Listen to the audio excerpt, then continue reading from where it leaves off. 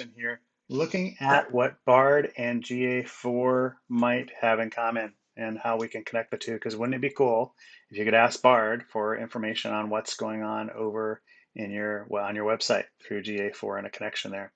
So when I asked Bard about it, it said that you could share your ID with Bard. You could give it a CSV file, or you can give them a custom report. I tried it though, so it didn't really work. The language is here.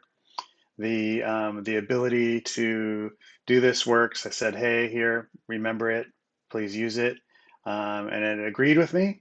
And it gave me some information back on my 90-day acquisition report that I put in with a link to the report.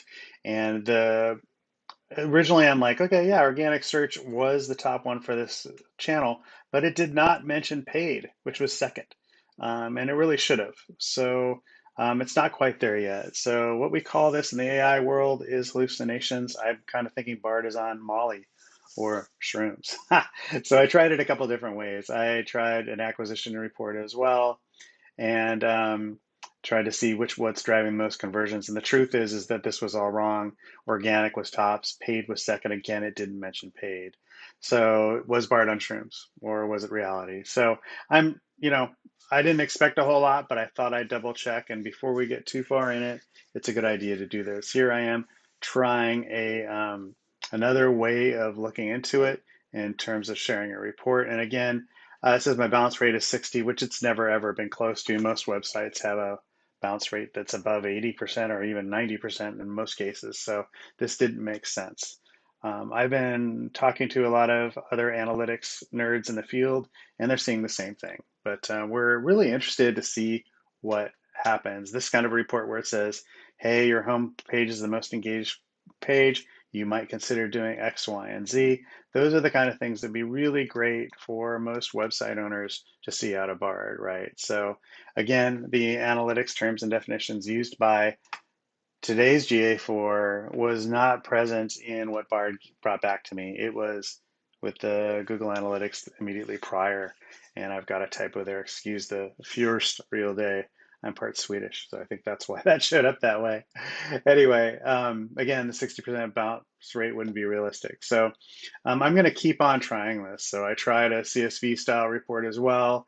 It did not it didn't really do anything better. Basically, you just download the CSV like this.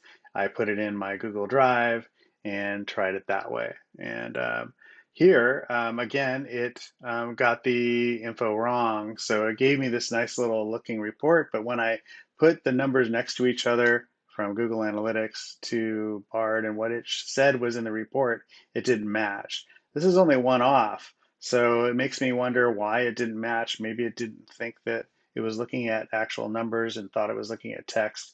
It's hard to know. But, we're looking at something that might be really great one day, but it's not quite there. So, and then when I started deciding to try to do keyword research and maybe look at search volume, another way to use analytics to help your marketing, it gave me web hosting stats and keywords, which was not part of the CSV file I shared. So that's another way I did it. So I went over to ChatGPT, tried it there, and it said, "Hey, I can't link to that page." So I cut and pasted a long table in here. It did give me back the search volume and the search intent category.